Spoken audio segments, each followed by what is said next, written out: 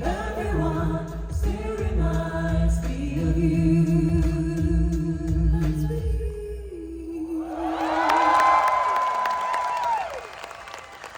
Terima kasih. Kan tadi saya bilang ya kalau di atas panggung tuh kita udah nggak bisa pura-pura lagi. Tadi saya pura-pura ingat lagunya. Jadi bait pertama nggak dinyanyiin, maaf ya. Penyanyi juga manusia. Punya rasa, punya hati.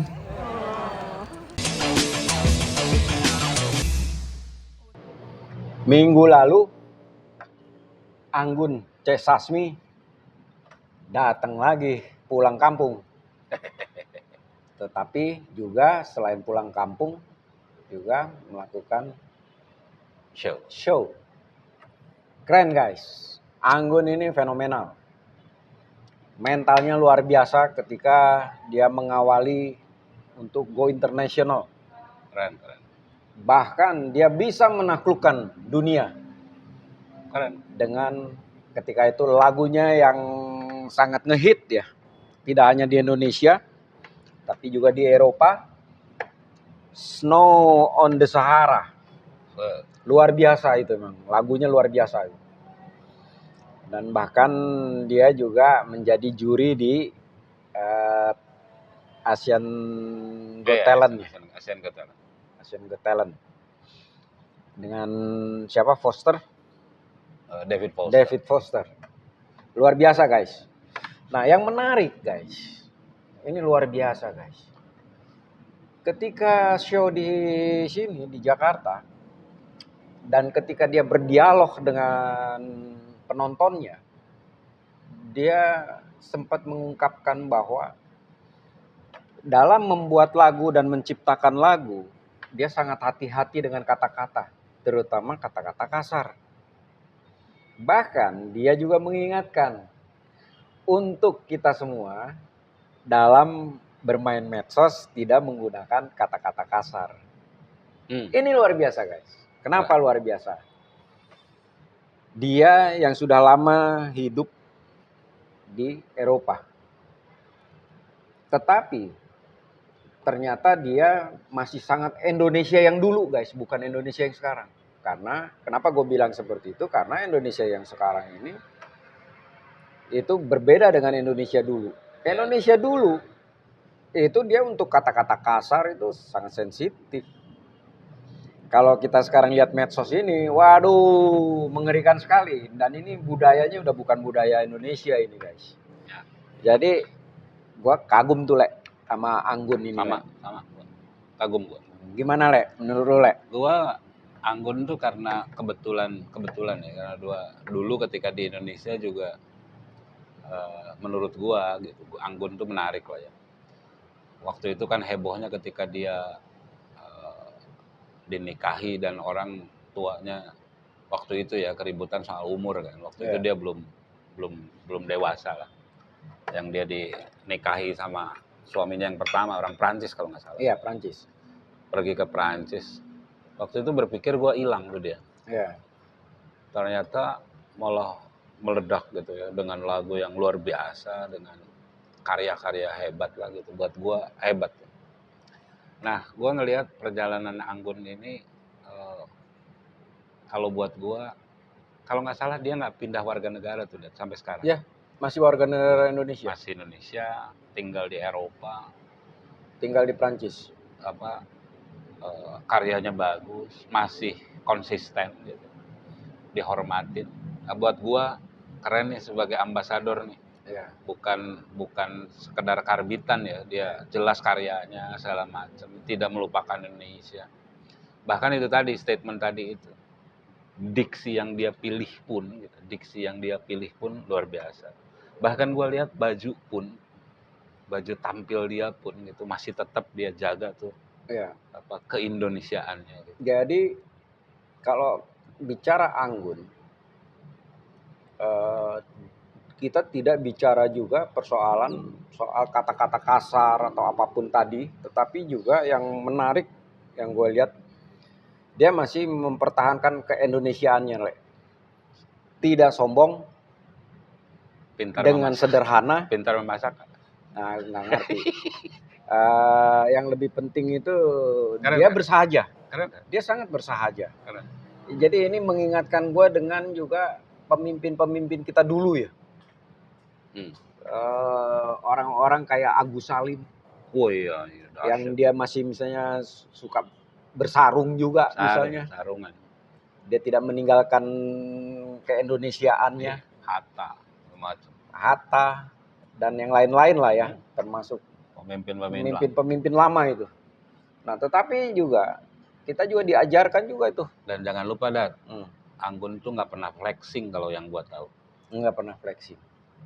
Ya, Padahal dia bisa loh flexing. bisa, sangat bisa itu. Sekedar untuk nyari sponsor itu bisa. Sangat bisa itu. Nah, Tapi dia enggak. ya, Terus. ya dan apa? Soal hidup, soal apa ya, yang bersahaja, yang sekarang ini di mana situasinya budayanya itu pamer ya. Bahkan sebenarnya memang kalau soal pamer itu kan memang itu sifat manusia. Ya. Tetapi yang ditampilkan oleh Anggun itu non mainstream menurut gua. Dia masih mempertahankan keindonesiaannya ya. Ya kan? Itu hormat gua. Ya. Jadi contoh misalnya kalau kita tarik dengan pemimpin dunia, De Gaulle. Oh, Charles de Gaulle. Charles de Gaulle. Itu militer keras, kaku, luar biasa. Dia benar-benar berkarisma. Tetapi yang menarik juga kayak De Gaulle itu adalah dia itu tidak menganggap dirinya yang harus tidak sebagai pemimpin yang harus diagung-agungkan. Iya. Dan dia itu masih mencintai, masih lekat dengan di mana dia lahir, di sebuah desa, itu sekitar 120 mil dari Paris. Kota kecil dengan penduduk hanya 350 orang. Dan sahabatnya itu ada beberapa sahabatnya yang terus ketika dia jadi presiden, panglima, jadi presiden, mereka tetap itu berhubungan. Tetapi hanya berhubungan secara silaturahmi. Tetapi tidak ada KKN, tidak ada apa.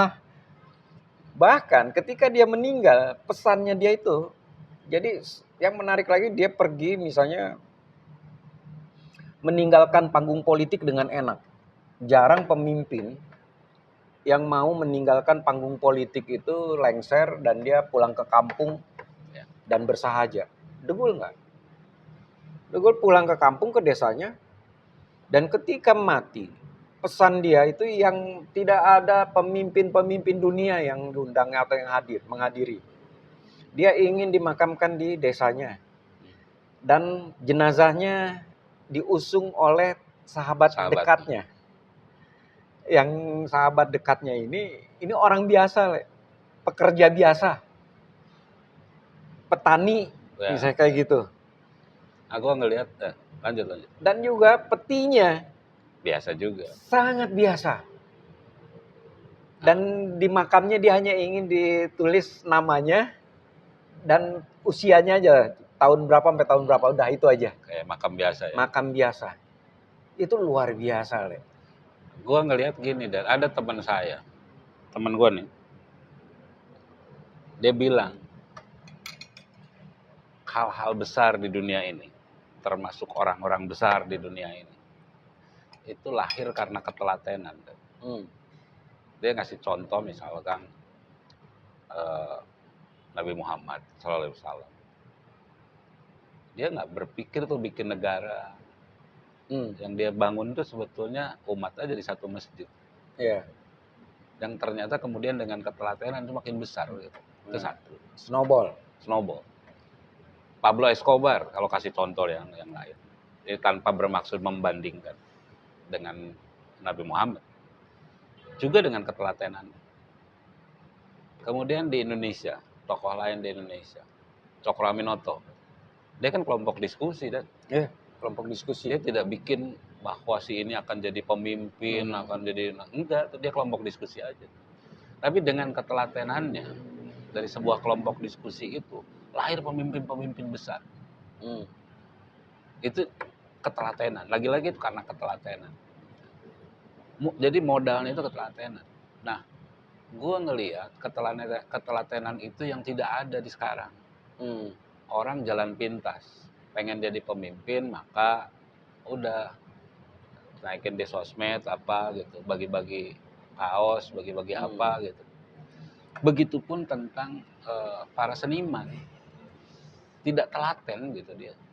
Dia flexing kaya, flexing pacar, flexing apa gitu. Nah, gue ngelihat, tapi di Indonesia juga ada, misalkan gue melihat Dewa lah ya, Ahmad Dhani dengan Dewa. Apa dia berpikir jadi itu? Enggak, pengakuannya Ahmad Dhani. Dia ngejalanin aja, ikut festival band, SMP, SMA, segala macem gitu. Ya bahkan kayak Slank ya. Slank gila itu. Gila. Berapa lama dia berjuang itu.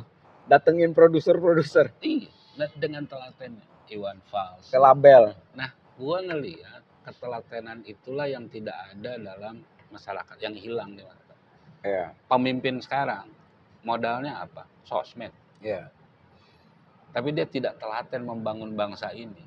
Iya. Makanya ketika jadi pemimpin kita bingung, ini kenapa ini begini ya gitu. Kenapa begini? Kebijakan-kebijakan. Iya. Ya, gue setuju tuh dari sisi itu. Tetapi di sisi lain lagi, sekarang ini kita tidak punya dapat contoh orang yang hidupnya itu baik ya. Baik itu dalam konteks misalnya pemimpin. The last orang kali yang kita benar-benar salut, kita respect, kita menghormati luar biasa itu adalah the last itu Safi Buya Ma'arif. Buya Safi Ma'arif. Dan itu jadi kayak nilai yang dipertahankan di Muhammadiyah. Iya. Dia sangat bersahaja, dia naik sepeda, dia jalan kaki, dia naik kendaraan umum. Mantan ketua umum PP Muhammadiyah. Dia nunggu untuk berobat, dia ngantri. Dan dia nggak peduli itu dengan semuanya. Karena menurut gua bagi dia itu menunjukkan bahwa mengajarkan kepada kita kebahagiaan dalam hidup, mengartikan hidup itu dengan sederhana sehingga kita tuh happy. Nah kalau misalnya kayak sekarang kita nggak bisa mendapatkan yang seperti itu, contoh-contoh itu karena orang malah banyak pamer kan. Pamer. Itu yang kemudian Pamer harta, mobil, yang belum tentu juga punya dia. Belum tentu punya dia, tetapi kalau toh yang ngetop artinya yang para pemimpin atau apa, ya sekarang malah luar biasa ya, di jalanan banyak forwarder yang mengawal, ganggu sekali, cuek. Orang ingin menunjukkan berlomba-lomba kekuasaan. Ya. Jadi kita juga tidak bisa menemukan kayak pemimpin-pemimpin di negara maju. Gimana seorang Perdana Menteri Belanda misalnya. Lu gila itu. Habis sukses ini serah terima, dia pulang naik sepeda. Berdasi, berjas, naik sepeda. Atau misalnya menteri di Swedia yang dia pulang kerja misalnya dia nunggu kereta api. Ya. Itu. Sementara kita bersentuhan dengan menteri, dengan apapun, ini udah kayak jaraknya ini sekali. Karena orang sekarang tuh targetnya pengen terkenal. Dan karena pengen terkenal, maka kemudian menjadi segala cara disahkan gitu, diperbolehkan. Kalau gua ngelihatnya tadi tuh, kita kehilangan figur yang telaten bangun satu persatu gitu. Intinya kalau menurut gue ini harus kembali ke keluarga tuh, Le. Mengajarkan kepada keluarga, anak-anak kita, anggota keluarga, bahwa makna hidup. Istilahnya misalnya gini, kita misalnya bilang nih sama anak nih, lu kalau misalnya hidup, sekadar hidup aja, terus mati. Nah, terus mati untuk apa? Mati lu sia-sia. Tapi kalau misalnya lu hidup, terus habis gitu lu tajir, terus lu mati. Tapi apa itu maknanya kehidupan itu? Untuk apa juga lu kaya raya, tapi terus habis gitu lu nggak punya dampak apa-apa, terus lu mati. Tapi Untuk apa juga lu miskin? ada pemaknaan lainnya lagi. Tapi lu misalnya tajir, tapi lu bermakna untuk publik, lu mati. Luar biasa. Wah ini dan Nah, ngomong keluarga gitu, gua tuh gini, Kenapa? takutnya nih, karena mikirin keluarga gitu. Kalau mau jadi ketua RT, undang-undangnya diubah gitu oleh keluarga. Kan demi keluarga kan. nah, itu yang maksud gua kan untuk mencegah itu nilai-nilai di keluarga yang diinikan. Yang lain adalah mengajarkan bahwa happy hidup itu menjalani hidup, orang itu dihargai dengan fight-nya, usahanya. Kalau tidak berhasil, ya sudah itu memang takdir. Tetapi yang dinilai itu fight-nya, prosesnya gitu loh, Le. Nah, yang kayak Setuju. gini nih. Contoh tadi yang kita bicara soal Anggun ya. Iya. Gimana pergulatan Anggun itu? Boh, berapa puluh tahun dan Gimana dia datang ke sana, dia nggak ngerti apa-apa, nggak ngerti bahasa atau apa, bahasa Perancis atau apa, dia datang ke Perancis. pengakuan dia bertahun-tahun sama suami itu kebetulan jadi manajernya kan. Dia suruh main piano, dia les piano, les bahasa Perancis, les bahasa Inggris. Bertahun-tahun loh. Sehingga ketika nyanyi Snow on the Sahara yang meledak itu kita aja denger dapat rasa Indonesianya, tapi fluennya gitu. Iya. Nah, telaten kayak gitu, konsisten kayak gitu. Gua ngeliat tuh belum ada. Seperti kehilangan gitu. Iya. Nah, itu yang harus ditularkan di keluarga itu. Jadi tidak lagi di keluarga itu kita mencontohkan ke anggota keluarga kita bahwa itu hebat tuh, kaya raya atau apa. Bukan itu. Proses. Honda misalnya. Penemu Honda. Honda itu dari ratusan yang dia upayakan gagal semua. Hanya satu. Karena satu itu yang terakhir sukses. Ya, benar. Colonel Sanders. Udah jadi KFC. belum jadi jenderal ya. Hah? Dia bukan seorang nggak punya latar belakang militer tuh. Si Colonel Sanders. Tetapi dia sukses di usia tua. Tuh. Dan itu pada akhirnya itu dijual sama dia tuh. Dia lebih memilih duitnya dan dia bisa nikmatin hidup. Jadi, oh, come on guys. Sekarang ini saatnya kita menghargai itu orang itu. Tidak dari penampilan, tidak dari kekayaan, kepemilikan. Tetapi hargai orang itu, Proses. orangnya, manusianya. Dan apa yang dia lakukan. Gimana dia fight-nya dalam hidup. Soal gagal, sukses, dan sebagainya. Biasa aja. Itu takdir. Jadi kita harus menghargai itu, guys. Setuju. Anggun mengingatkan kepada kita soal yang hakiki. Ya. Jadi belajar dari Anggun, guys. Oke, guys. Saya bangga, saya resah, saya Indonesia. Kalian?